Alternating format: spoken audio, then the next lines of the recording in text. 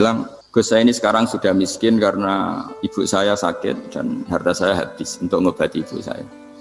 Terus tak guyoni sama saya. Kon kepen pinter apa kepen goblok? Kepen pinter Gus. Ingin pinter apa ingin goblok? Katanya ingin pinter. Kalau ingin pinter bahasanya jangan gitu. Harta kamu itu masih di akhirat karena habis untuk ngobati ibu. Bayangkan kalau habis untuk maksiat itu habis betul. Terus dia mulai syukur. Alhamdulillah Gus. Harta saya habis secara heroik karena untuk mengobati apa ibu. Sudah pinter dia. Akhirnya miskin sampai sekarang ya tetap pede saja karena masih punya tabungan di akhirat. Dan itu saya terinspirasi oleh ilmu juga. Jadi dulu Sayyidah Aisyah itu pernah nyimpan sepotong daging kambing, disimpan untuk dimakan beliau. Karena beliau mau iftar ya, mau buka atau apa. Singkat cerita, karena bawaan keluarga Nabi itu sakhok, ada orang minta dikasihkan. Suatu saat akhirnya kan habis, terus Nabi tanya, yang daging tadi di mana? Habis. Terus Nabi cara menjelaskan tuh indah sekali. Harta kamu itu baju yang kamu pakai, nanti ya rusak. Yang kamu makan, nanti ya ke WC. Wa tasaddaqta fa abqaita. Memang di semua riwayat itu pakai dhamir mukhatab mudzakkar. Meskipun asal-usul riwayat itu untuk Sayyidah Aisyah, karena untuk umum. Yang kamu sedekahkan tuh yang masih. Kamu jangan bilang kamu sedekahkan tuh yang habis. Yang kamu sedekahkan tuh yang masih. Misalnya saya punya uang 1 miliar misalnya. Terus pernah tak sedekahkan ke fakir miskin atau ke kiai atau ke pondok 100 juta. Itu yang mesti masih karena kadung di luar kekuasaan kita. Kadung lillahi ta'ala. Justru yang masih itu yang potensi nanti untuk hal-hal yang kurang positif. Semenjak itu orang sedekah itu begitu entengnya karena itu yang masih. Ya tapi tentu sarannya yang tepat ya. Saya sekarang sering kampanye sedekah tepat karena misalnya sering saya itu didatangi orang kaya, sudah dapat gratisan gerutu itu geremeng. Nah ini kita sudah pakai buminya Allah itu gratis, pakai airnya ya gratis, pakai oksigen ya gratis. Kok masih gerutu itu sudah jadi hamba yang nggak bener itu. Dibayangkan kalau kita pakai oksigen bayar, pakai buminya bayar, pakai airnya bayar semua, kayaknya kita tidak mampu membayar dan kita sama Allah hanya disuruh ikrar, disuruh sujud. Pentingnya ilmu satu bahwa itu akan menjadikan satu perilaku. Misalnya begini ya, dulu itu kiai-kiai Jawa zaman dulu itu berpatokan karena dulu pemerintahan Hindia Belanda, seorang lagi masih pemerintahan Hindia Belanda. Itu dalil yang sering diutarakan itu sebaik-baiknya umara itu yang datang ke ulama, terus sejelek-jeleknya ulama itu yang datang ke umara. Tapi semenjak pemerintahan Indonesia dan kemudian ditandai beberapa tokoh kayak Gus Wahid putra Kiai Hasyim jadi Menteri Agama, ada Gus Wahib putra Kiai Wahab juga jadi Menteri Agama, ada Kiai Fatur Rahman keluarga Mbah Maimun, keluarga Sarang juga pernah jadi Menteri Agama. Kemudian bersamaan dengan itu dibangunlah satu pegangan ilmu. Pegangan ilmu ini penting karena ini yang mengilhami semua orang Islam, terutama ya utamanya ulamanya. Ada seorang ustadz, seorang guru ngaji yang karena melihat rata-rata penguasa itu zalim ya, datang ke Harun Ar-Rasyid. Ini perlu disemak, datang ke Khalifatullah atau Amirul Mukminin Harun Ar-Rasyid. Karena beliau seorang raja tentu terduga lah atau ya umumnya atau gimana lah istilahnya itu ya rata-rata ya agak seenaknya namanya raja, namanya penguasa. Ini dalam pikiran ustadz itu tidak mesti dalam fakta. Kemudian si ustadz itu matur, ya Amirul Mukminin, inni nasihun lak famusyaddidun alaika fala tajidanna fi nafsika syai'an. Saya ini mau nasihati Anda, kemudian saya cara nasihati itu keras. Tolong jangan dimasukkan hati. Dia bilang famusyaddidun alaika. Saya nanti kalau nasihati itu keras sekali. Tolong dimaklumi karena ini penting karena Anda harus dinasihati secara keras. Tapi sebelum nasihat itu diutarakan kata Harun Ar-Rasyid, karena beliau Bani Abbas dan beliau orang alim termasuk muridnya Imam Malik, kata Harun Ar-Rasyid, uskut, kamu diam Ustaz. Inna Allaha ta'ala arsala man huwa khairun minka ila man huwa syarrun minni wa ma'adzalika yaqulu Allahu ta'ala faqula lahu qawlan layyinan la'allahu yatadzakkaru aw yakhsha. Jadi ini sekaligus etika dan norma ya bagi semua dai di Indonesia dan semua kita. Wahai Ustadz kamu diam. Allah Ta'ala itu ngutus orang yang lebih baik ketimbang kamu, yaitu Nabi Musa, ke orang yang lebih jelek ketimbang saya, yaitu ke Fir'aun. Itu saja harus pakai etika faqula lahu qawlan layyinan. Kamu harus ngomong yang halus. Jadi intinya ini Harun Ar-Rasyid komplain. Kamu itu kalau jadi Ustadz ngaji kira-kira gitu. Jadi betapa baiknya orang dulu memahami Quran. Jadi Quran itu dibaca, kemudian kita mungkin baca terus jadi cerita, mungkin ada yang baca jadi perilaku, ada yang baca kemudian itu mengilhami, membentuk. Nah kira-kira itulah yang membentuk kiai-kiai alim di NU, di beberapa pesantren maupun orang-orang alim di luar NU. Asal apa ya, ngajinya dan bacanya seperti kita, pasti seperti itu. Karena cara berpikir tadi. Sudah, jadi akhirnya si Ustadz tadi keluar dan minta maaf, anta a'lamu minni, ternyata engkau lebih alim ketimbang saya. Jadi kalimat famusyaddidun alika, saya akan keras cara memberi nasihat, itu yang diket, yang dipotong, yang dibatalkan atau yang diralat oleh Khalifatul Harun ar-Rasyid. Yaitu dikatakan inna wuha ta'ala arsala man huwa khairun minka ila man huwa syarrun minni. Yaitu Allah mengutus orang yang lebih baik ketimbang kamu, yaitu Nabi Musa, ke orang yang lebih jelek ketimbang saya, yaitu Fir'aun. Itu pun harus faqula lahu qaulal layyinan. Cara berdakwah harus dengan kata-kata yang halus, yang lembut, yang indah. Dan dengan kata-kata itu diharapkan la'allahu yatadzakkaru aw yakhsha. Semoga yang didakwai menjadi ingat. Sehingga dengan kemampuan ilmiah seperti ini menjadi pegangan bersama bahwa kita sebagai dai atau sebagai tetangga atau sebagai sama-sama warga Indonesia, bawaan kita memang harus faqula lahu qaulal layyinal la'allahu yatadzakkaru aw yakhsha. Kemudian dalam disiplin ilmu yang lain, halus itu tidak kuat. Angin itu ya halus, tapi kalau di manage itu jadi kekuatan yang dahsyat. Begitu juga air dan sebagainya. Sehingga tidak perlu khawatir terus kalau dakwah halus itu tidak punya efek yang signifikan. Tidak juga. Allah Ta'ala itu pengelola angin. Angin itu kekuatannya dahsyat. Sehingga Nabi Sulaiman dikasih kekuatan angin dan bisa terbang kemana-mana. Kemudian sekarang jadi teknologi yang banyak memanfaatkan angin. Mulai rem, mulai apa saja. Sehingga dari cerita saya ini kemudian terus kiai-kiai itu membentuk dakwah termasuk di ekonomi dengan cara yang rileks. Nah cara rileks itu satu tentu dimulai dengan ilmu. Misalnya begini, saya beri contoh. Ketika ada orang melafadzkan kalimat la ilaha illallah, tiada Tuhan selain Allah. Kemudian kalimat ini mungkin kalau orang NU baca itu rutin ya, karena kiainya kelamaan ya yang ikut sambil tidur ya. Kalau tahlil itu disebut kiai tertentu itu mesti yang belakang wah suwi itu kalau kiai itu lama itu. Nah kiainya juga karena jadi lakon ya kan lebih semangat karena pegang mic. Biasanya gitu di NU itu. Kalau khotib mesti semangat karena yang pegang mic, yang dengerin mesti ngantuk karena monoton itu. Karena yang mendengerin sudah tahu pasti nyuruh baik meninggalkan yang jelek. Jadi ilmunya sudah disimpulkan dulu. Setiap yang tidur di masjid mesti tak tanya kenapa tidur. Ilmunya tidak ada perkembangan, Gus, nyuruh yang baik meninggalkan yang jelek. Tapi kalau ilmunya agak ada perubahan kan dengar semua pasti nyuruh yang jelek meninggalkan yang baik. Karena watak manusia itu agak-agak suka fitnah, itu suka geger. Tapi kalau monoton itu mesti enggak itu. Tapi yang menjadi pegangan kita, saya ulang lagi, itu ilmu dulu. Saya ulang lagi itu ilmu dulu. Saya berkali-kali menyontohkan, kalau ada orang kafir, orang yang tidak bersyahadat 70 tahun, kemudian dia bersyahadat sekali saja di akhir hayatnya. Itu kata Allah, qulil ladzina kafaru iyantahu yughfar lahum ma qad salaf. Katakan ke mereka yang kafir, jika dia mau bersyahadat, itu masa lalunya diampuni semua. Sehingga kedahsyatan kalimat ini luar biasa. Orang yang kafir 70 tahun saja, barokahnya la ilaha illallah ini, dosanya bisa diampuni semua. Nah kemudian karena ilmu ini tidak begitu populer atau kurang dipopulerkan, atau kita sendiri kurang menghayati, sehingga la ilaha illallah itu lebih dianalisis cara lafadz ini, pelafatannya ada sanadnya enggak ya. Terus cara melafatkan bareng-bareng seperti itu ada tumpengan ini bid'ah enggak ya. Jadi pertanyaannya sudah tidak tentang keramatnya atau sakralnya atau fadilahnya la ilaha illallah, tapi sudah macam-macam. Wiridan cara seperti ini ada hadisnya enggak, legal enggak, terus ada sanadnya enggak.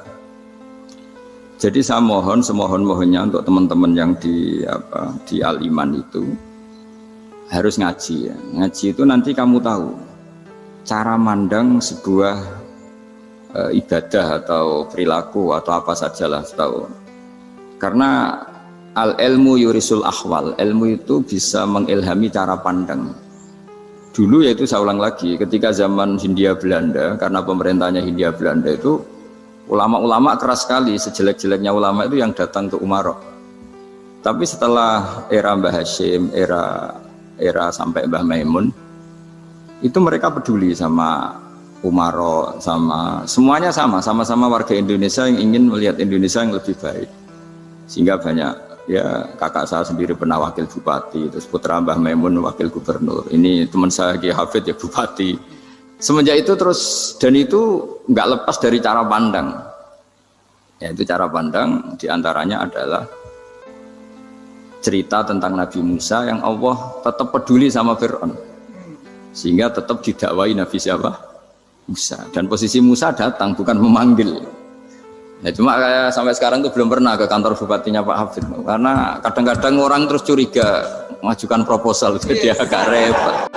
Ketemu bupati itu sialnya kiai kan mesti pikirannya orang bupati ini nyangoni, kiai ini disangoni itu. Itu terus kayak kita fakir miskin itu. Jadi makanya saya itu belum pernah datang. Tapi alhamdulillah karena beliau berambisi menjadi wa khairul umara mayatuna babal ulama.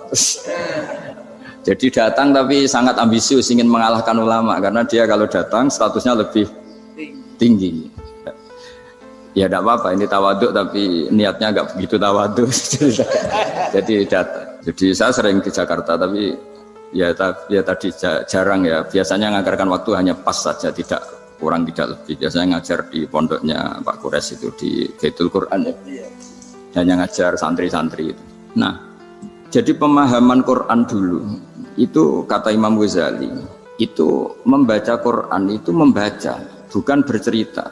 Kalau kamu membaca seperti ini, kunta qori'an, kamu pembaca. Pembaca itu yang mengambil pelajaran. Tapi kalau kamu hanya cerita, itu namanya kunta hakian. Sebenarnya Anda tidak membaca Quran, tukang cerita. Misalnya tadi, cerita Nabi Musa datang ke Fir'aun. Itu kalau kamu hanya cerita, wah dulu itu ada orang namanya Fir'aun, didakwai Nabi yang namanya Musa. Ya ini namanya tukang cerita. Kalau kamu pembaca tidak gitu. Betapa baiknya Allah, orang sengawur Fir'aun saja inginnya Allah masih ingin diselamatkan dengan mengutus Nabi Musa kekasihnya. Itu namanya kunta qori'an, kamu pembaca betul, bukan kunta hakian, kamu tukang cerita. Begitu juga seterusnya tentang Quran, ayat-ayat seterusnya. Sehingga yang diharapkan dari pembacaan Quran itu memang kita sebagai ahli baca, ahli mu'tabir ya, ahli yang ngambil pelajaran, bukan tukang apa? Cerita. Sehingga dulu ketika Sayyidina Umar radhiyallahu anhu ketika membuka Baitul Maqdis atau Baitul Muqaddas dan diajak syukuran, pesta-pesta makan itu. Beliau enggak mau. Ketika ditanya kenapa engkau enggak mau? Alasannya itu langsung beliau baca Quran. Jadi saya punya sekian contoh. Saya ulang lagi, saya punya sekian contoh. Orang-orang dulu dengan Quran itu menyatu, bukan sekedar dihafal tapi menyatu. Sehingga bawaannya itu sudah Qurani, sudah Qurani. Saya beri contoh pertama Rasulullah SAW, nanti Umar kedua. Rasulullah itu pernah nggak makan sampai 3 hari. Terus ditanya oleh sahabat, lalu kekuatan engkau bisa hidup apa? Terus menghentikan al-aswadani, maksudnya itu tamar dan air, hanya makan kurma dan air. Tapi beliau tidak ketemu roti atau nggak ketemu nasi lah kalau orang Indonesia. Ketika hari ketiga dikasih makan oleh sahabat, dipotongkan kambing, kemudian baru makan 3 lukmah, kira-kira ya 3 asupan nasi, berhenti. Padahal sahabat yang lapar sama dengan Rasulullah itu membayangkan Nabi itu sampai kenyang, sampai apa. Tapi ketika ditanya, seperti ini pun nanti ada hisabnya. Walatus alunna yauma idzin anin naim. Jadi acara makan-makan gini itu nanti ada hisabnya. Nabi nangis. Akhirnya sahabat nggak jadi nerusin makan. Jadi ketakutan orang dulu sama ketika Sayyidina Umar dijak pesta ketika memenangkan Baitul Maqdis itu. Inna wa ta'ala ayyara qauman. Allah itu mengkritik sebuah komunitas kaum karena apa? Adhabtum thayyibatikum fi hayatikumud dunya wastamta'tum biha. Kamu adalah orang-orang yang jatah nikmat kamu sudah kamu habiskan di dunia. Adhabtum itu kalian habiskan jatah kenikmatan kamu di dunia.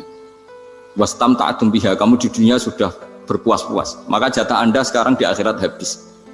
Sehingga Sayyidina Umar enggak mau pesta-pesta karena takut jatah nikmatnya habis. Kata beliau terus astabqi thayyibati, akan saya sisakan sisi-sisi kebaikan saya supaya tidak habis. Corong Jawa itu aja dientek-entekno biar jatahnya masih. Sehingga di dunia kiai itu ya meskipun saya akrab bupati, akrab mungkin wakil gubernur, saya itu ya jarang ketemu. Karena kalau orang Jawa bawaannya ketemu ya makan-makan, guyon-guyon. Ku nak keterusan ras mlebu swarga. Makanya saya pastikan Pak Yusuf Mansur kesini tidak akan saya jamin, biar aja, biar jatahnya masih. Jadi ini bukan karena saya bakhil, biar jatahnya masih. Ya, jadi itu ilmunya kiai. Nah, efek dari ilmu ini dahsyat. Kalau Anda berpikir tentang nasib Anda di akhirat, nanti bawaannya juga tidak akan mudah menyalahkan orang lain, tidak akan menghakimi orang lain karena sibuk dengan dirinya sendiri, tapi tidak dengan makna egois, tapi makna orang baik itu siapa? Orang yang sibuk dengan aib pada dirinya, dengan kekurangan pada dirinya, saking sibuknya mikir aibnya sendiri, tidak sempat mengoreksi aibnya orang lain. Itu awal ilmu. Ilmu itu tidak dimulai dari larangan. Kalau larangan karuan, tidak termasuk ahli surga, orang yang suka mengadu domba, tidak termasuk orang baik yang cari kesalahan orang lain. Itu namanya pelarangan. Tapi ilmu itu di atas nahi, di atas pelarangan itu. Kamu punya kesadaran bahwa kamu itu yang penting selamat dulu, jangan memikirkan orang lain. Dengan makna bukan egois, tapi dengan makna supaya tidak menyalahkan apa? Orang lain. Nah, saya termasuk ya boleh dikatakan kiai lah, yang paling fanatik bahwa semuanya itu harus dimulai dari ilmu. Ya saya ulang lagi, dimulai dari ilmu. Nah, dari sini kemudian saya berharap Indonesia menjadi damai, menjadi baik. Itu bukan karena kita baik-baik banget, ya tidak mungkin kita ada nabi, tapi karena sudah sibuk dengan memikirkan kesalahan diri sendiri. Sehingga misalnya kita baca Quran, Rabbana dzalamna anfusana, lalu kita langsung ingat betapa hubungan kita dengan Allah itu harus ikrar dulu, merasa zalim dulu, merasa salah dulu. Nah, kalau semua orang merasa salah di depan Allah itu mesti bawaannya agak mudah menyalahkan orang lain, karena kita bilang Rabbana dzalamna anfusana. Nah, itulah ilmu-ilmu yang mungkin banyak pembaca Quran tapi hanya baca, atau kalau baca ini tok disebut al-haqi, ahli cerita. Yang dibutuhkan tuh al-qari, pembaca kemudian mu'tabir, kemudian mau beriktibar. Seperti yang dilakukan tadi Harun Ar-Rasyid tadi. Inna wa ta'ala arsala man huwa khairun minka ila man huwa syarrun minni. Wa ma'adzalika yaqulu wa ta'ala faqula lahu qaulal layyin. Ini kamu tidak usah memaksakan musyaddid keras sama saya, karena Allah Ta'ala telah mengutus orang lebih baik ketimbang kamu, yaitu Nabi Musa, ke orang yang lebih jelek ketimbang saya, yaitu Fir'aun. Itu saja harus beretika. Faqula lahu qaulal layyin la'allahu yatadzakkaru aw yakhsha. Dan alhamdulillah bawaan kita sebagai orang Timur atau orang Jawa itu kalau mau ngandani orang itu halus sekali. Di antara bentuk kehalusan kata-kata diceritakan di ayat lain. Ketika Nabi Musa ketemu Fir'aun, dawuhnya begini, fakul apa itu yang di juz 30 yang juz 30 ini yang bagian dari, kan tadi hanya fakul lahu qaulal layyinan. Lahu qaulal layyinan itu bentuknya apa? Ya, bentuknya apa? Itu Nabi Musa disuruh ngendikan sama Fir'aun. Apakah kamu mau saya nasihati? Fakul halaka ila antazakka. Halaka itu pilihan, hal itu istifham, laka itu otoritatif. Jadi betapa santonya kalimat itu, fakul halaka ila antazakka. Jadi kalau dimaknani model Pak Hafid, model saya ngaji di sarang itu, halaka onoto iku kedue siro, berhak bagi kamu, berhak bagi Anda, apakah Anda berhak loh mendapat nasihat supaya Anda jadi orang yang lebih baik. Halaka ila antazakka. Jadi tidak kalimat perintah, tapi kalimat pilihan. Apa engkau mau saya beri nasihat? Wahdiyaka ila rabbika fatakhsha. Dan saya beritahu kamu tentang Tuhan, dan kemudian kamu menjadi orang yang baik, fatakhsha, orang yang punya khasyah, punya. Jadi kayak apa kalimatnya itu? Napa jenengan kerso? Itu kalau orang Jogja, orang-orang daerah-daerah yang nyuguhi tamu itu kan, ayo makan-makan, itu kan kayak tamunya itu kelaparan. Masa Pak Yusuf Mansur kelaparan? Tidak mungkin kan. Masa Ustadz terkenal kelaparan kan tidak mungkin itu. Monggo, nopo jenengan ngersakno. Karena bisa saja tamunya itu tidak kerso, mungkin karena darah tinggi, mungkin karena takut dianggap fakir miskin, macam-macam kan orang tidak. Itu kalimatnya itu halaka ila anta zakka. Kayak apa indahnya dakwah. Halaka ila anta zakka. Itu ada kata laka itu ya terserah jenengan mau enggak. Wa ahdiyaka ila rabbika fatakhsha. Nah, itu yang disebut membaca. Kunta qori'an la hakian. Anda benar-benar membaca Quran, bukan sekadar pencerit. Nah, kemudian ini yang terakhir saya juga baru, sebenarnya saya itu nggak pernah bilang sanggup itu, tapi Pak Ustadz Zakaria itu GR terus. Sampai tadi pagi itu saya belum tahu kalau ada acara ini. Ya karena saya kiai, jadi kalau kiai itu kan ingatnya sama Allah saja. Kalau sama manusia itu rontok-rontok lali gitu. Itu bukan memaksa, ya memang lupa. Sejauh mana sih pentingnya manusia kan tidak penting coro ilmu tasawuf itu. Tapi karena ini titipan Rasulullah SAW terus menjadi penting kan. Dititipi umat gak jenengan itu. Ya sudah ngaji ngatur kiai ribet itu. Kiainya biasa ngaji kan, kiainya yang ngatur santri ini enggak. Pak Yai ngaji tanggal ini jam ini. Itu kan mengabaikan semua aktivitas kiai. Padahal jam ini mungkin saya punya jam. Mungkin jalan-jalan atau ngaji atau mutolaah atau munajat. Gara-gara Pak Zakaria ini kan terus Mas Tamam ini yang provokasi. Harus ngaji di jam ini, tema ini. Saya itu kalau ngaji ditentukan tema itu, ini memang saya agak keras di bab ini. Itu kayak ibarat gini loh. Saya ini dokter, kemudian ada orang yang sakitnya itu jantung, terus bilang ke saya, Pak dokter sembuhkan kukul saya. Wong penyakit ekstrimnya itu jantung, kok bila disembuhkan apa? Kukul. Kan gak penting, sembuh tidak sembuh, kukul itu kan gak penting. Jerawat itu. Kiai itu tahu kesalahan paling fatal manusia itu akidah. Tapi kadang-kadang mintanya ilmu yang tidak akidah, yang gak penting. Jadi kadang-kadang kiai itu ya digurui betul kalau di Indonesia itu. Misalnya ini tidak nyindir loh, memang marah betul kalau di bab-bab seperti ini. Tapi ini biar jadi ilmu masif, ilmu yang general. Saya ulang lagi ya, Anda jadi dokter, tahu pasien Anda ini penyakit jantung kronis atau sudah fatal lah sudah. Terus orang itu bilang, Pak Yai, itu Pak dokter, tolong obati kulit saya supaya tidak jerawatan. Kamu bilang ini orang aneh enggak? Aneh kan? Nah, kiai juga gitu. Saya sering itu ada orang mau haji gitu, Gus doain saya jadi haji mabrur. Pernah belajar haji Pak? Dereng Gus. Mungkin enggak orang belum belajar nyupir terus kemudian minta didoain, Gus saya mau nyupir doain selamat. Mau nyupir aja enggak bisa kok minta doa selamat. Harusnya urutannya kan belajar dulu baru minta doa. Tapi kali ini aliman bener ngajaknya akidah dulu, ahli sunnah kan. Nah itu bener karena akidah itu hal yang prinsip memang harus. Kalau kebetulan nggak bener taruh visi betul. Untungnya kok temanya bener. Jadi saya mohon ke seluruh orang-orang yang mau ngaji ke kiai itu tema itu biar yang milih kiai supaya tahu prioritas yang harus benahin. Jangan tema yang kita yang milih, jangan-jangan tema yang kita pilih itu tidak mendesak atau tidak penting.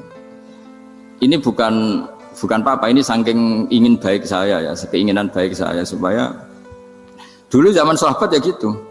Kalau ada pertanyaan salah sama Nabi dibenerin, cuma Nabi terlalu bijak, cara benerin tuh enak. Kalau saya karena tidak Nabi saja ya agak-agak kasar kan, kalau tidak Nabi tidak wajib bener terus. Yang wajib bener terus itu Nabi. Saya beri contoh ya. Nabi itu ngendikan tentang kiamat. Kiamat itu dahsyat, mengerikan gini-gini. Kalau pikirannya orang kampung itu begini, Nabi ini aneh. Cerita kiamat dahsyat tapi nggak ada tanggalnya, nggak ada tahunnya. Harusnya ada dong biar kita bisa persiapan. Sehingga Nabi disomasi di tengah-tengah khutbah itu, ya Rasulullah mata sa'ah. Nah, karena ini orang Bedui, Nabi nggak dengerin, masih ulang lagi. Mata sa'ah ya Rasulullah. Ketika Nabi mengabaikan itu ada dua kelompok sahabat, yang satu bilang lam yasma, Nabi tidak dengar sehingga mengabaikan. Yang kedua bilang sami'a wa kariha, Nabi sebenarnya mendengar tapi tidak berkenan. Tapi diulang lagi ketiganya, ya Rasulullah mata sa'ah. Akhirnya Nabi jawab, mau tidak mau, karena kalau enggak ya dia, namanya orang Bedui ngomong terus. Nabi balik tanya, ya karena cara berpikir dia kalau kiamat itu jelas kapannya kan bisa persiapan itu. Paling enggak pas mau kiamat terus pas ngaji Quran apa kan bisa persiapan itu. Akhirnya Nabi balik tanya, ma'atatalah. Kalau kamu berani tanya kiamat, lalu persiapan kamu apa? Ya terus orang itu bilang masyhur tuh, ma'atatalah kabira sholatin wala siyamin wala kadza wa kadza walakinni uhibbuka. Saya sebenarnya tidak punya persiapan ya Rasulullah, cuma persiapan banyak puasa ya enggak, banyak sholat enggak, tapi saya mencintai engkau. Masyhur itu jadi hadis paling legenda, almar'u ma'aman ahabba, sebagian disebut anta ma'aman ahbabta. Ini kata semua sahabat yang di masjid. Si Bedui ini orang paling dibenci sahabat karena mengganggu Nabi saat khutbah. Tapi akhirnya ini menjadi orang paling dicintai sahabat karena barokahnya itu hadis itu keluar secara terbuka. Almar'u ma'aman ahabba. Sebagian riwayat yukhsyarul mar'u ma'aman ahabba. Nanti orang akan sowan sama Allah bersama orang yang mereka cinta. Itu sahabat-sahabat fama farihu ba'dal Islam farohahum bihadal hadis. Mereka tidak pernah senang setelah masuk Islam sesenang hadis ini. Karena kita tidak perlu soleh-soleh banget, cukup nyintai orang apa? Soleh gitu. Makanya saya sekali bilang itu ya, kadang-kadang saya jadi orang alim itu ya rugi. Ruginya tadi. Misalnya untuk menjadi orang alim kan harus hafal Quran, ngaji Bukhari, Muslim, Ikhya. Ternyata pengumuman kedua orang nggak bisa apa-apa. Gelombang kedua para pecinta, waduh, itu kan repot ya. Jadi kita yang jadi orang alim susahnya bukan main. Ternyata disaingi pengumuman kedua. Dan para pecintanya, wah itu kan akhirnya ketemu orang-orang nggak jelas tadi itu. Nah itu ya termasuk farah dalam Islam, farhatul aibin. Jadi senang itu di Islam itu ibadah. Ya kul bi fadlillah wa bi rahmati fa bidzalika falyafrahu. Senang itu diperintahkan Allah. Saya itu sering di kamar, kadang itu nyun sewu kayak gatelan gitu, apa itu. Ya agak kukur-kukur terus merengut saja malu. Malu saya itu dilihat Allah kok kayak agak ridho itu malu. Ya kayak tadi lah, kamu dikasih rumah gratis, kemudian pas yang ngasih datang kamu kelihatan cemberut, itu yang ngasih kan mangkel. Udah dikasih gratis masih cemberut. Sama hubungan kita dengan Allah itu semuanya dikasih gratis. Makanya tabassum, senyum itu ibadah. Kita yang nekuni ilmu hadis, betapa hebatnya Nabi ngendikan, kalau kamu tidak bisa ibadah yang berat-berat, cukup ibadah senyum. Kadang ketika tol koti wajin, kamu cukup berwajah yang indah, yang menyenangkan. Tabassum, senyum. Kalau kamu tidak bisa membalas jasanya orang yang ngasih, minimal kamu senyum, minimal kamu kelihatan seneng. Gitu. Nah, makanya seneng itu sudah ibadah.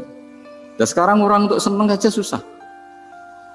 Karena bawaannya nuntut orang lain supaya kayak keinginan dia, bawaannya nuntut, ya ribet. Kalau gitu ya ribet. Makanya saya bilang al ilmu yurisul ahwal, ilmu itu diperkuat. Nanti yurisul ahwal, ilmu itu akan membentuk Anda. Dulu beberapa raja itu ya mau luhur karena jadi raja, punya apa saja. Tapi punya penasihat ulama itu ya nasihat itu sederhana. Ada seorang raja tanya ke kiai, gimana dengan semua kerajaan saya? Wah, padahal dia punya apa saja. Jenengan miskin sekali, itu kerajaan seluas ini. Kok bisa aja? Terus ditanya sama si ulama tadi, andaikan Anda di padang pasir, kemudian kalau tidak minum segelas air itu mati, apakah Anda akan membeli segelas air ini dengan semua kerajaan Anda? Oh iya, pasti apapun saya lakukan untuk mendapat satu gelas air. Terus la tafrah bimulkin la yusawi syarbatama'in. Kamu jangan bangga dengan kerajaan yang nilainya itu enggak sebanding dengan segelas apa?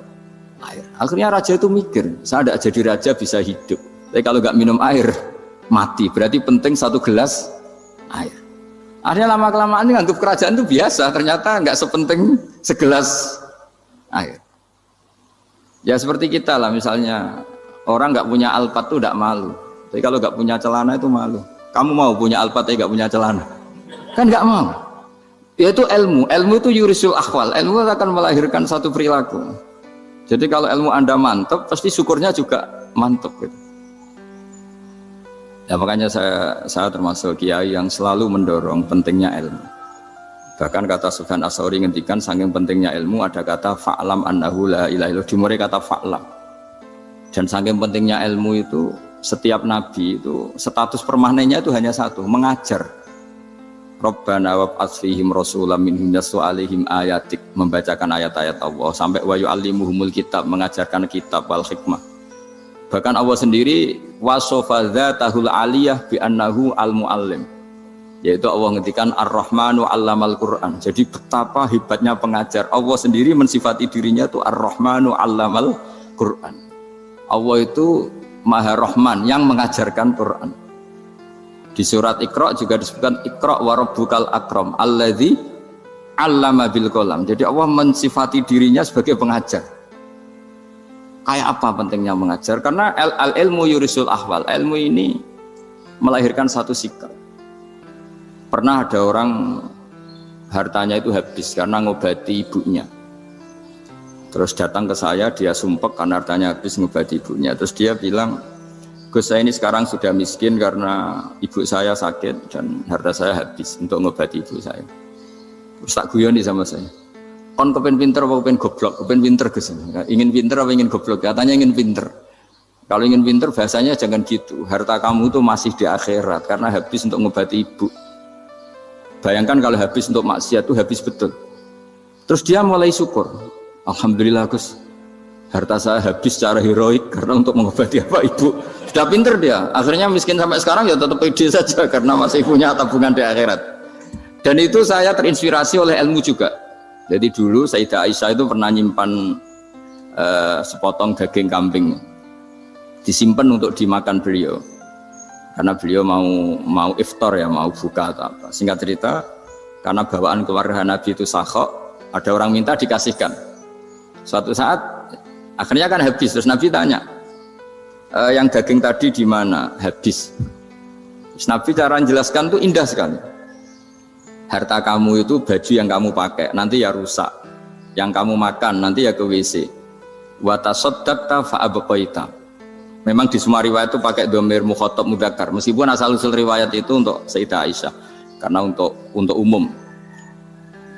Yang kamu sedekahkan tuh yang masih. Kamu jangan bilang kamu sedekahkan tuh yang habis. Yang kamu sedekahkan tuh yang masih. Misalnya saya punya uang 1 miliar misalnya. Terus pernah tak sedekahkan ke fakir miskin atau ke kiai atau ke pondok 100 juta. Itu yang mesti masih karena kadung di luar kekuasaan kita. Kadung lillahi ta'ala. Justru yang masih itu yang potensi nanti untuk hal-hal yang kurang positif. Semenjak itu orang sedekah itu begitu entengnya karena itu yang masih. Ya tapi tentu sarannya yang tepat ya. Saya sekarang sering kampanye sedekah tepat karena misalnya sering saya itu didatangi orang kaya. Gus, saya ini punya uang banyak, ingin punya masjid biar dipakai orang Jumatan. Terus saya bilang, kamu ingin jadi orang baik betul apa baik versi Anda? Baik betul Gus. Tak ajarin mau, gak tersinggung, mau Gus. Kalau Anda bikin masjid di kampung Anda, masjid terbaik di dunia sekalipun, yang bingung saya ahli fikih. Kok bisa? Kan terjadi 2 Jumatan, nanti sahnya yang mana? Kamu enak aja bikin masjid, gak? Kamu bikin masalah baru bagi kiai fikih di daerah kamu. Belum nanti orang terus migrasi ke masjid Anda karena lebih baik, koriknya lebih baik. Kamu membunuh masjid yang lebih tua, itu nggak sopan sekali, masjid itu sudah lebih tua kamu. Akhirnya mikir, nggak usah Gus kalau gitu, sedekah apa saja, yang penting perintah jenengan gimana. Ya sudah. Jadi sedekah itu juga harus dibina supaya kalau orang kan bisa saja kan uang 100 juta itu untuk fakir miskin manfaat, ternyata untuk masjid yang sifatnya aksesoris, untuk lampu yang kristal yang mahal-mahal bukan yang pokok. Itu pentingnya ngaji ya. Jadi lagi-lagi al-ilmu yurisul ahwal. Ilmu itu melahirkan satu sikap. Jadi ketika ada masjid baru, kalau orang nggak bisa ngaji fikih, wow ada masjid baru, masjid banyak. Tapi kalau yang ngaji fikih ngerti ini malah ada masalah baru karena ada ta'addud Jumatan. Gimana hukumnya 2 Jumatan dalam kondisi yang tidak mendesak. Makanya sekarang saya baru kampanye itu. Dulu itu kalau ada masjid banyak itu kan faktornya beda ormas, beda pemahaman atau agak jauh, masih hukum sosial atau bawaan kondisi. Misalnya di dekat UGM itu ada masjid kampung pertama, bawaan masjid karena ada kantor besar, atau bawaan ada pabrik besar, atau ada sekolahan besar. Tapi sekarang itu ada pertanyaan baru, ada masjid baru karena ada orang kaya ingin bikin masjid. Itu gimana itu hukum? Nah, tapi kalau orang nggak nekuni fikih itu ya langsung wah bagus untuk bangun masjid. Bagus piye gene sing kangelan memfikihkan tadi. Nah itu ilmu. Jadi kalau yang tidak nekuni fikih itu ya tidak tersiksa, tapi yang nekuni fikih itu pasti tersiksa karena seperti itu tadi. Ya jadi saya mohon di antara cara kita dakwah secara damai itu dimulai dari Rabbana zalamna anfusana. Itu dipakai Nabi, di redaksinya diganti dengan makna supaya kita per individu matur Allah apa ini zalamtu nafsi dzulman kabiran katsiran. Nah bawaannya orang mengaku zalim, mengaku salah itu kan sudah tidak sempat mikir salahnya orang apa lain. Dan dari sini kemudian dia jadi orang yang tawadhu, yang ubudiyah, yang macam-macam. Sehingga Nabi itu dianggap bukan dianggap ya, pasti penjelas terbaik. Terus Allah meredaksikan wa ma tuqaddimu li anfusikum min khairin tajiduhu indallah. Apa saja kebaikan yang kamu sudah berikan untuk Allah sampai akhirat itu ya pasti kamu temukan di akhirat. Terus yang terakhir saya beri contoh orang peminta-minta, sa'il. Itu Sayyid Ali Zainal Abidin kalau ada orang minta-minta terus dikasih, misalnya dikasih ya 100.000 atau 50.000 atau 10.000 sesuai kemampuan yang memberi, itu marhaban biman hamala zadi ilal akhirah. Saya terima kasih ya, gara-gara kamu minta uang saya jelas sudah sampai akhirat. Coba kalau di rumah bisa saja untuk hal yang tidak positif. Jadi bawaannya itu cara pandang itu rubah. Jadi sebenarnya kalau kita ngasih uang di masjid, ngasih kiai atau ngasih fakir miskin, ya uang itu yang masih, bukan yang habis. Itu watasodak kata fa'abqaita, yang kamu berikan itu hakikatnya yang masih. Karena sudah ada kamu otak-atik lagi, makanya disebut wakaf. Sebenarnya wakaf itu dulu secara makna lughat, saya ulangi secara lughat, maknanya itu sudah berhenti. Wakafun maknanya berhenti. Nah sodako itu dari kata sodako maknanya benar. Orang yang sering sodako berarti imannya benar. Orang yang uang sudah diberikan berarti dia sudah terputus, wakaf berhenti dari hubungannya dengan dia. Sudah dikasihkan berarti selesai. Sehingga wakaf dan sodako itu sebenarnya maknanya saling melengkapi. Kemudian orang-orang fikih karena ada disiplin ilmu tertentu, wakaf itu untuk sodako yang permanen, yang abadi, kemudian sodako untuk infak. Tapi itu kan hanya istilah-istilah dalam disiplin ilmu. Sebetulnya kalau pakai ilmu yang umum, sodako ya bisa disebut wakaf, wakaf ya bisa disebut apa? Sodako. Karena maknanya sodako itu wakaf. Wakaf itu apa? Qat'u raqabatil malik an hadal mal atau an mali. Hubungan pemilik harta ini terputus dari harta itu. Jadi misalnya saya sudah wakaf tanah ini ke masjid, sudah diterima. Buat saya kepikiran gadekan atau menjual sudah tidak bisa, sudah berhenti di situ saja hubungan saya dengan kepemilikan harta itu. Makanya disebut apa? Wakaf. Dan kalau saya wakaf berarti menunjukkan kebenaran iman saya karena sudah menafkahkan sebagian harta untuk Allah Ta'ala. Disebut sodik, sodak. Makanya bahasa Arab itu gampang ya, kalau sodalqoh, sodaqoh. Orang kalau bayar mahar disebut sodak karena menunjukkan cintanya. Teman yang setia disebut sodik karena ya benar dalam berteman. Abu Bakar disebut as-siddiq karena sangat membenarkan kanjeng Nabi dan seterusnya dan seterusnya. Jadi begini ya, kalau dalam fikih Islam, misalnya ini ada di beberapa literatur fikih, di semua fikih, baik mazhab Syafi'i, Hanafi, Hambali, di semua kitab fikih. Misalnya ada orang mau masuk Islam, terus konsultasi sama ustadz atau sama kiai, Pak saya mau masuk Islam, kamu nggak boleh ngambil sikap monggo ngeteh dulu, tidak boleh. Atau apalagi diajak ngobrol dulu, karena 5 menit kita mempersilahkan ngopi dulu itu artinya dianggap kita membiarkan dia dalam keadaan kafir 5 menit dan kita dianggap ikut tanggung jawab. Sehingga di bab, ada ulama yang ngebabkan itu sampai di bab murtad. Termasuk murtad adalah orang yang dimintai mensyahadatkan non muslim kemudian disuruh ngopi dulu atau ngeteh, karena dianggap pembiaran sekian menit masih berstatus kafir. Jadi ibaratnya gini ya, kalau kita mungkin baru bapak-bapak baru pakai celana pendek terus ada orang kecelakaan di jalan, saya tak pakai baju dulu nanti baru kamu saya selamatkan, itu kan naif. Kalau begitu saja naif, apalagi orang yang kafir kemudian pas mau minta disyahadatkan kita bilang monggo mandi-mandi dulu, ngeteh-ngeteh dulu. Berarti ada pembiaran sekian menit, dia masih berstatus kafir. Artinya begini, kalau dia saat itu kok dimatikan oleh Israel berarti mati dalam status kafir. Dan kita ikut tanggung jawab karena harusnya bisa Islam andai kan kita mensyahadatkan saat itu juga. Jadi itu bab-bab yang dianggap ekstrim dalam kutubil fikih, bab-bab fikih. Makanya dalam kitab fikih, saya berkali-kali ada non muslim mau bersyahadat ke saya, itu saya bilang ke santri-santri saya, saat itu juga harus kamu ajarin semua pakai bahasa Indonesia. Yang penting status kafirnya apa? Tidak. Baru setelah itu ada hukum sosial ya, mungkin kita nawarin teh atau kopi atau apa. Makanya di sini dibabkan bab seseorang harus tergesa-gesa atau bercepat-cepat atau ngambil sikap bergegas untuk melakukan kebaikan. Terus ayat kedua yang dipakai Izzuddin bin Abdus Salam itu begini. Ketika Allah mensifati orang munafik, status orang munafik itu apa? Wa idza qamu ila sholati qamu kusala. Mereka kalau dipanggil untuk sholat, ya berangkat tapi kusala cara malas-malasan. Sehingga untuk menunjukkan kita loyal sama Allah itu ya paling tidak ada sikap di atas rata-rata ya. Makanya ada sa'i ya, lari-lari kecil, tawaf juga disunatkan ada lari-lari kecil, disebut ar-romal, romal itu lari-lari kecil untuk menunjukkan bahwa kita loyal sama Allah itu tidak sak kobre cara Jawa. Nah itu dibabkan sendiri. Jadi beda antara tergesa-gesa sama ekspresi serius. Jadi musyawarah itu ya kira-kira kan nggak mungkin lah kita dipanggil rektor atau kiai atau orang tua kita terus jalan leha-leha itu kan nggak mungkin. Nah contoh yang diambil di sini begini. Ketika ada debat terbuka antara Fir'aun dan Musa, saya ulang lagi ya, ada debat terbuka antara Musa dan Fir'aun. Kan Nabi Musa datang ke Fir'aun. Lalu kata Fir'aun, ini asal-usul ayat ini saya terangkan sejarahnya. Kata Fir'aun, lalu kalau kamu tidak nuhankan saya, Tuhan kamu siapa? Terus kata Musa, Rabbus samawati wal ardi, yang nuhani langit dan bumi. Fir'aun masih berkelit.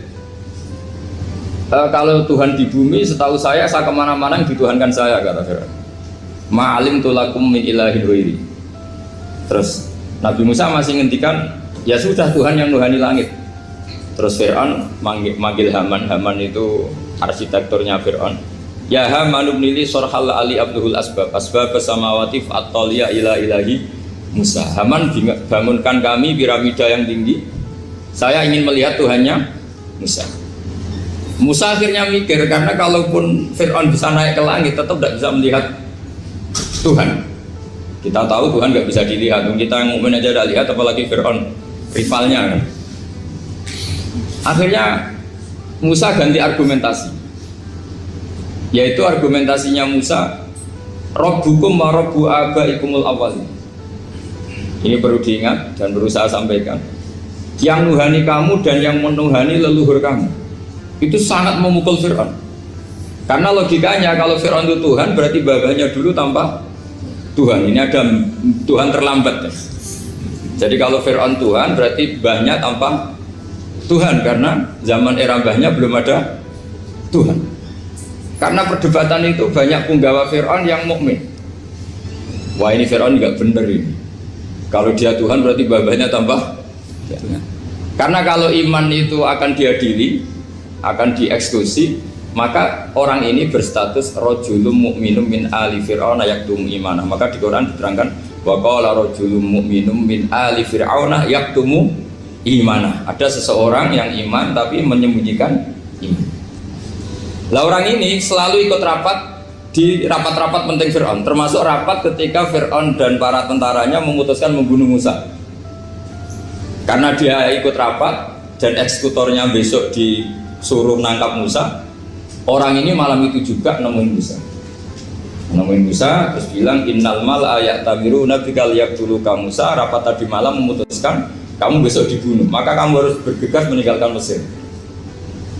Nah, dari kesimpulan itu, dari cerita itu kemudian diambil secara hukum fikih bahwa untuk menyelamatkan darah harus jasa, harus bergegas. Andai kan Musa itu kok sak kobre, sak sempate, maka keburu. Andai kan ini rojul ini tadi, orang tadi penasihat tadi, kok sak kobre ya, maka berarti Musa terlanjur tertang. Jadi itu pentingnya ulama ya. Jadi cerita yang linier, cerita yang seakan-akan cerita di tangan ulama tetap menjadi al-ahkam al-fiqhiyah, menjadi ketentuan-ketentuan apa? Fikih. Jadi yang diambil di sini adalah lelaki tadi yang ikut rapat jadi bergegas menemui Musa, memberitahu kalau kamu besok mau dieksekusi, fakhrus, maka kamu harus secepatnya keluar dari Mesir untuk menyelamatkan diri. Terus oleh Izzuddin bin Abdus Salam dibabkan bab harus tergesa-gesa menyelamatkan darahnya orang apa? Islam. Jadi ini penting saya sampaikan. Jadi al-qasas ya, semua cerita di Quran itu tidak sebagai cerita, karena Quran tidak ingin melahirkan pendongeng, tapi harus menjadi ibrah, menjadi teladan. Jadi makanya terus di kitab-kitab ulumul Quran diterangkan al-qasas, ya, beberapa cerita di Quran adalah semuanya menjadi ketentuan fikih. Saya ulang lagi ya, semua cerita yang ada di Quran itu menjadi ketentuan fikih meskipun alurnya apa? Cerita. Kayak tadi kan alurnya cerita bahwa lelaki ini bergegas nemui Musa supaya Musa cepat keluar dari Mesir. Terus dibabkan babul musaroah ilan musifid. Saya teruskan ya. Wa kama la ra'ayna ma yaqtulu musliman law tabtu'u alaihi la qatalahu fal musaroah ila takrisihi min wajibatun. Idlaisal unatu mahmudatan fi kulli syai'in falaha mawatin tuhmadu fiha wa mawatin tudamu fiha wa kadzalika al musaroah wal lain wal dhulta wa ghairuhuma. Terus cara berpikir ulama, saya pernah baca dalam satu sejarah ulama besar namanya Sufyan Ats-Tsauri. Sufyan Ats-Tsauri itu menjadi wali itu gara-gara kalau sholat di masjid itu beliau datang sebelum adzan. Saya ulang lagi, beliau datang sebelum adzan. Ditanya, kenapa kalau kamu datang sebelum adzan? Saya ini gak ingin jadi hamba yang buruk. Hamba yang buruk atau pembantu yang buruk adalah setempe nunggu dipanggil. Misalnya kita tahu majikan kita pasti manggil jam 7. Kemudian jam 7 itu Anda masih ngopi, masih tata-tata, itu kan tidak menghormati majikan. Harusnya kamu setempe di jam yang saat itu pasti majikan Anda memanggil. Kata beliau, saya tidak ingin seperti pembantu yang buruk. Datang nunggu apa? Dipanggil. Jadi itu ada beberapa spirit ya, atau inspirasi dari aturan-aturan mahabbah. Sebab itu ketika Allah kritik orang munafik, wa idza qamu ila sholati qamu kusala, ketika dipanggil sholat mereka datang bermalas-malasan. Karena ada cintanya sama Allah maka datang berlambat-lambat. Nah, berarti kalau ekspresi cinta mengharuskan kita datang bercepat. Makanya dalam istilah lain di Quran ini termasuk balaghatul Quran. Di juz 25 itu istilah menuju Allah itu fafirru ilallah. Kita tahu firar itu maknanya lari apa jalan biasa? Lari. Jadi untuk mengekspresikan mahabbah kita, kangen kita pada Allah, cara bahasa Arab, isak kita, berontok kita sama Allah, tidak diistilahkan jalan tapi fafirru ilallah, harus bergegas berjalan. Begitu seterusnya. Maka kalau ada orang Islam, terus ini konsekuensi hukum, ada non muslim minta, Pak Bah, saya tolong ajarkan syahadat. Nggak boleh saya bilang gini, monggo ke dalam dulu. Padahal perjalanan ke rumah saya misalnya setengah jam, nggak boleh. Saat itu meskipun sambil berdiri-diri harus kita tauhidkan. Kamu yakinnya Allah itu satu, Tuhan Allah, harus. Karena kalau ada perjalanan ke rumah 5 menit terus dia kecelakaan, belum syahadat, statusnya mati apa? Kafir. Dan kita ikut terlibat karena sebetulnya bisa mengislamkan saat itu juga. Analoginya kayak tadi loh. Orang kecelakaan di jalan karena kita pakai celana pendek, contoh Syria nih, saya tak pakai baju dulu. Habis itu dilides truk. Itu kan kita ikut salah karena kita yang punya kesempatan. Tentu yang disalahkan yang punya kesempatan. Karena merubah status dari potensi kelides truk menjadi sama sekali gak potensi kelides truk dengan kita inggirkan, meskipun kita dalam keadaan tidak ideal. Sama. Orang kafir yang mau masuk Islam itu umumnya kiai-kiai kan kadang sebagian disuruh mandi dulu, itu salah sebetulnya. Itu salah sekali. Sangat salah, apalagi nunggu seremonial di masjid, nunggal tokoh-tokoh itu bujutnya salah. Itu gak cuma salah, bujutnya salah. Jadi salah yang akut. Itu salah besar. Kalau seremonial monggo, tapi kalau mengislamkannya harus saat itu. Apalagi seremonial seminggu lagi nunggu tokoh terkenal, nunggu disyuting dulu, wah itu perilaku show, itu bukan mengislamkan itu. Makanya kita yang sebagai peneliti fikih itu kadang itu enggak serg gitu. Masa mau Islam nunggu di masjid dulu, di syuting dan tokoh-tokoh, itu salah. Itu sama dia kamu lihat orang kecelakaan mau menyelamatkan, ini ada wartawan enggak ya? Minta di syuting dulu sedang mati ini. Jadi kita normal saja dalam Islam, sesuatu yang mendesak, yang emergensi ya perlakuannya harus cepat. Sehingga dibabkan faslun fil musaroah ila nusifid fitima. Jadi ada beberapa contoh di Quran memang aturannya seperti itu. Makanya semua redaksi Quran tentang menuju Allah diredakseno fafirru ilallah. Makanya di tawaf ada ekspresi romal, jalan agak cepat. Di sa'i juga ada momen-momen kita harus romal, berjalan cepat. Di beberapa aturan juga seperti itu. Ya saya ulang lagi, di beberapa aturan Islam juga seperti itu. Nah sekarang efek di hukum haji. Saya banyak baca literatur haji. Haji dalam